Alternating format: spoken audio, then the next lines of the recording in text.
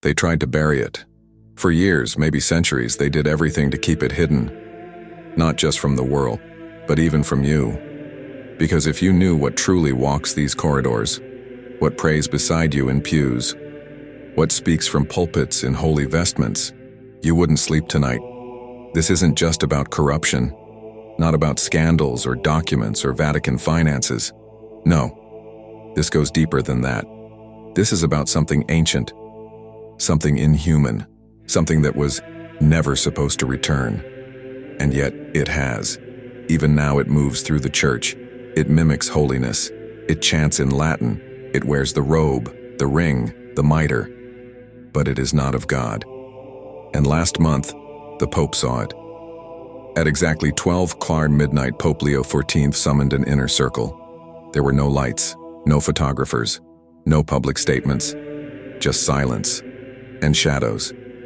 He spoke only to a chosen few, no cardinals, no bishops, only those who already suspected that something was wrong. And outside the chamber, the Swiss guards stood motionless. They weren't guarding a man, they were guarding a moment. One of them would later whisper, "It was like something passed through the door, but no one opened it." Another fell to his knees. He gripped his rosary like it was the only thing keeping him sane. He would not speak for 3 days. And when he finally did, all he said was, "We're not alone in there anymore." Inside, Pope Leo XIV did not speak in diplomatic tones. He did not quote canon law. He did not flatter. He warned. "It has returned," he said, "and this time, it wears a robe." My friend, this isn't just another story. It's not a Vatican rumor. And it's not some prophecy for the future. This is now. This is here, and this was the night the Pope broke his silence. Like this video if your eyes are opening. Subscribe to Pope Leo XIV Truth and tell us in the comments, where are you watching from? Because what you're about to hear next will challenge everything you thought the church would protect. And once you've heard it, you won't be able to forget it. It was midnight. Exactly midnight. And while the city of Rome slept beneath heavy clouds and an unsettling silence, a door within the apostolic palace opened. Not just any door, but a door that rarely opens unless heaven demands it, or hell knocks first. Inside, the Pope was waiting. He wasn't dressed in ceremonial white. He wasn't flanked by his usual aides or clergy. No cameras, no incense, no audience. Only the flickering of 6 candles, and a table set with ancient texts, some handwritten, some scorched, one bound in chains. Then, they began to arrive. Not the cardinals, not the diplomats, not the press-hungry priests. These were different men. One was a Jesuit theologian who'd spent 30 years studying unapproved Marian apparitions. Another was a Benedictine historian excommunicated once and quietly reinstated without public record. A third had once uncovered forbidden liturgical rites deep in a monastery library sealed since 1750. And the last was an exorcist, an old one, whose face looked like it had seen too many demons and far too few angels. None of them were told why they had been called. No prior notice, no agenda, just one message. Be in the apostolic palace by midnight. His Holiness requests your presence. And so they came, in silence, under guard, escorted by men who were trained not to speak, and more importantly, not to listen. The Swiss guard stationed at the door had no idea what the meeting was about, but they didn't need to, because within 10 minutes of the chamber being sealed, they knew something wasn't right. One of them, a captain with 15 years of service, was seen whispering the St. Michael prayer under his breath. Another clutched his scapular tight against his chest. One even claimed he saw shadows moving under the door, even though the room's light never changed. They were trained not to react. They were trained to guard, not question. But that night, even the guards looked afraid. And then came the voice. Not loud, not shouted, but heavy, full of something unearthly. Only a few words made it past the solid wood and Vatican marble. It has returned. There was a long pause, the kind of silence that doesn't comfort, the kind that makes you realize you are being watched by something you cannot name. And then, the rest of the sentence, "and it wears a robe." That was it. Just those words. But those words were enough. The guard nearest the door broke formation. He crossed himself 4 times, and then he wept. Not because of what he saw, but because of what he felt through the door. He later confessed, anonymously, to a Vatican insider. Whatever was in that room, it wasn't just men talking, it was judgment.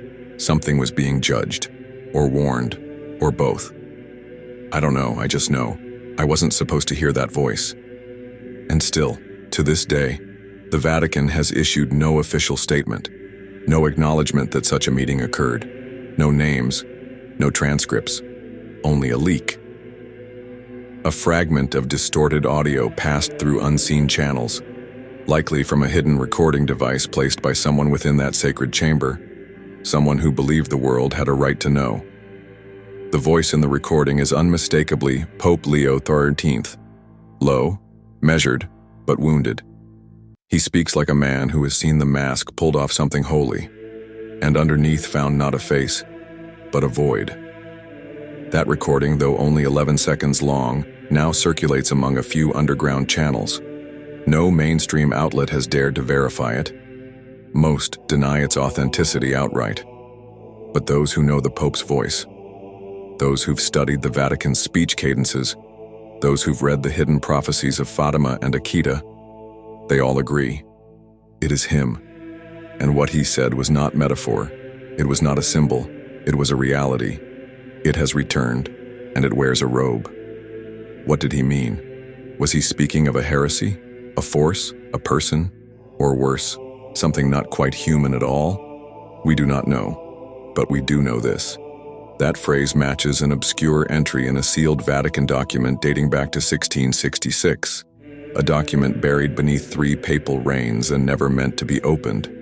The document was titled Speculum Tenebris, the Mirror of Darkness, and in it a similar warning appears, once in the margin, scrawled in Latin, Reveniet et pallium gestabit.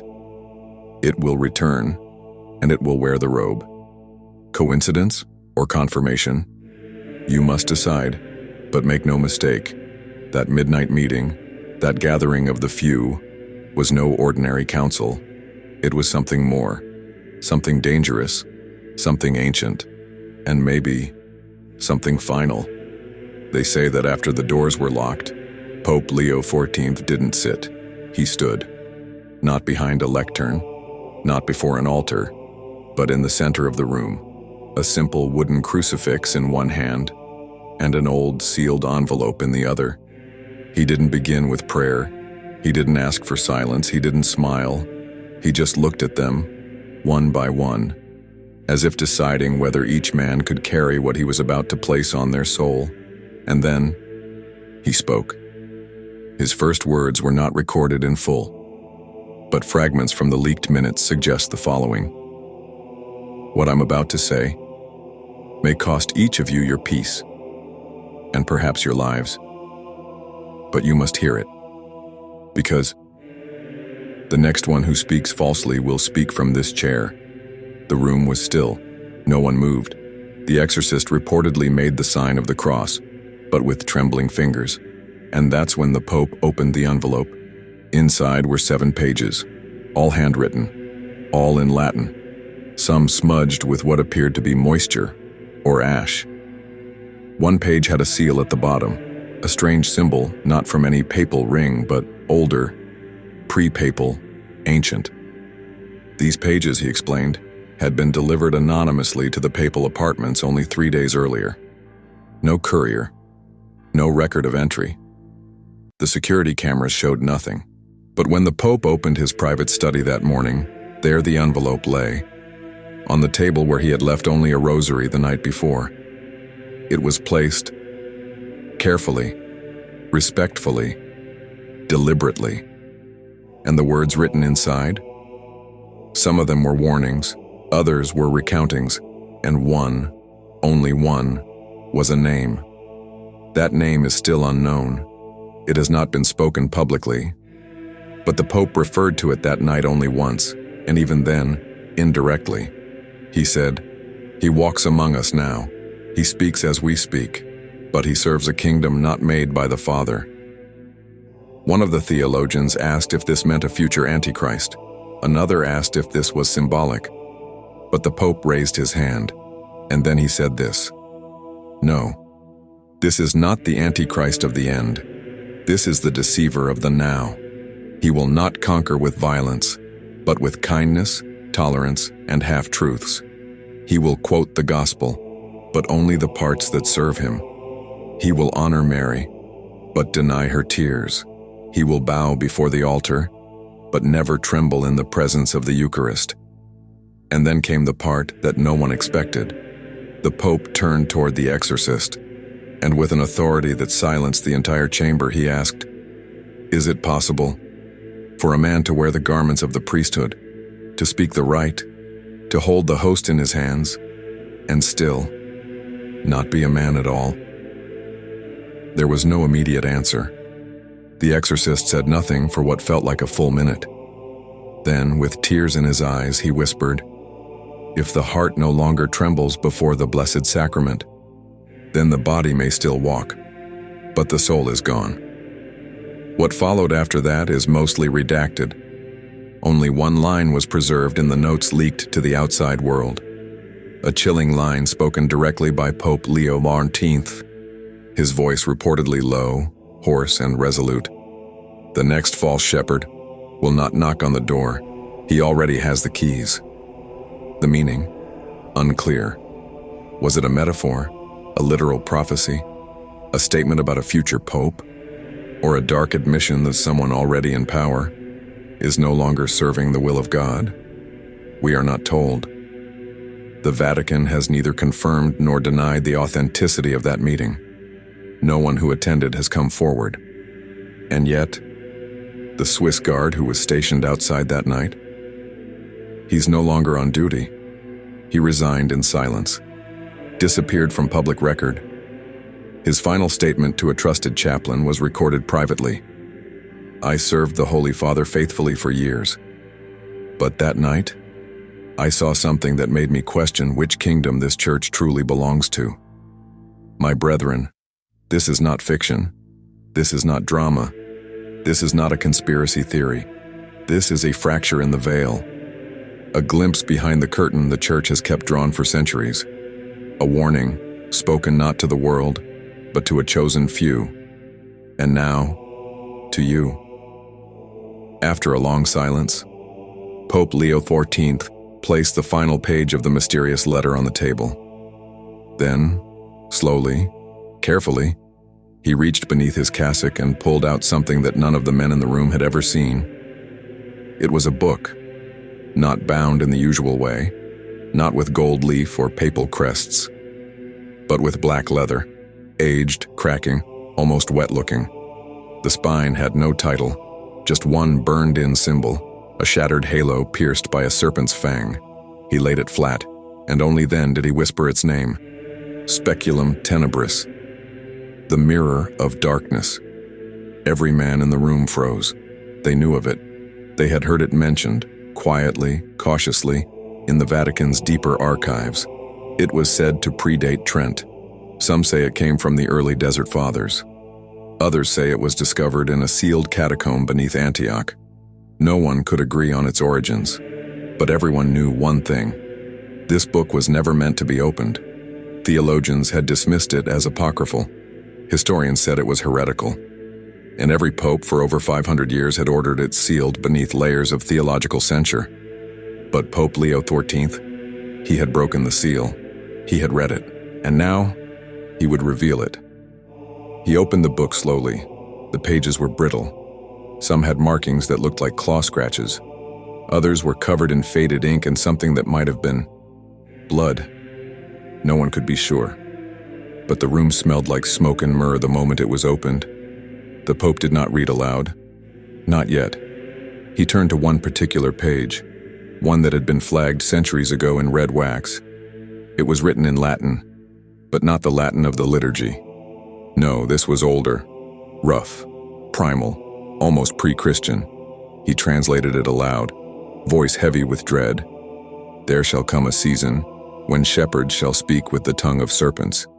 Their eyes shall burn with the fire of knowledge not given by God, and they shall bless the chalice not to consecrate but to desecrate.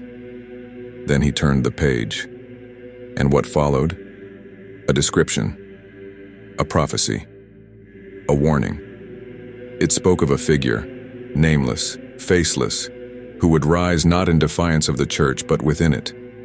He shall ascend with honey on his lips, but ash shall follow in his wake. He shall not tear down altars, but will smile as others do. He shall not deny Christ, but speak of him as myth, as metaphor, as memory, and the people shall love him, because he will never make them kneel. Pope Leo XIV read those words slowly, and then, for the first time that night, his voice cracked. This is not just about evil entering the world, he said. It's about evil wearing the garments of holiness. It's about deception so subtle, so sacred in appearance, that even the elect might be led astray. The room remained silent. No one dared move. No one dared speak. The candles flickered harder now, as if struggling to stay alive. And then, the exorcist rose to his feet. With a voice that had faced demons before, he asked only one question. Your Holiness, has he come? The Pope didn't answer immediately. He closed the book. He looked toward the crucifix on the wall. And then, only then, did he speak, with a voice heavy as thunder. No, he never left. That was the moment, the shift. After that sentence, no more notes were taken. No more quotes were leaked.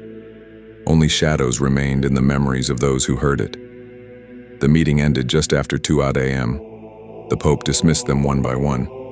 Each man left pale, silent, walking as if carrying something heavy on his back. The Swiss guard opened the door, but none of them looked the guards in the eye. And the exorcist? He kissed his crucifix and whispered something in Latin. The only word caught by the nearest ear was, "Perdidimus." We have lost. No official record of that meeting exists, no press release. The Vatican calendar simply marks it as private audience, not open to press. But something happened that night, something the church hasn't seen in generations, something the people of God were never supposed to know. And now, you do. So now you know, at least a part of it, a midnight meeting, a pope who broke the silence, a book never meant to be read, a warning never meant to leave those walls. But here's the question you must ask yourself. Why? Why now? Why did Pope Leo XIV, known for his quiet strength and deep orthodoxy, choose this moment to speak? And more importantly, why was this what he chose to reveal? Because this wasn't about doctrine. It wasn't about liturgy or papal infallibility or even global policy. No.